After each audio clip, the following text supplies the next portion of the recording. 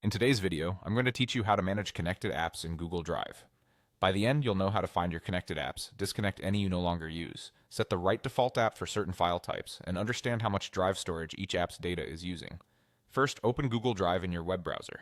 In the top right corner, look for the gear icon for Settings. Click it, then choose Settings, and in the sidebar, select Manage Apps. This is the central place where Google Drive lists all the third-party apps you've connected to your account. On this page, you'll see each app along with options related to it. If you recognize an app you no longer need, you can disconnect it right here. Disconnecting removes the app's ability to work directly with files in your drive. This is helpful for keeping your account tidy and limiting access to only the tools you trust and actively use. Don't worry, disconnecting an app doesn't delete your files or cancel any subscription you may have with that app. It simply severs the connection to Drive.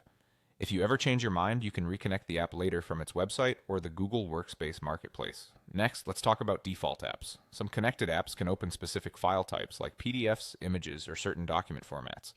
In the Manage Apps panel, you may see an option to make an app the default for the file types it supports.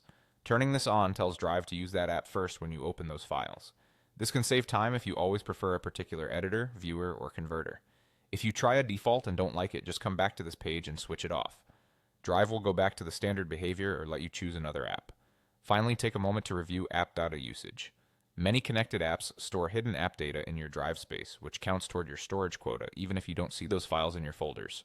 In the Manage Apps list, you'll see how much space each app's data is using.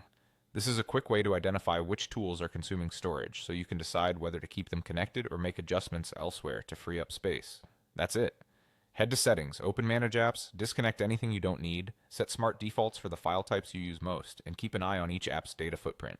With a few minutes of maintenance, your Google Drive stays streamlined, secure, and efficient.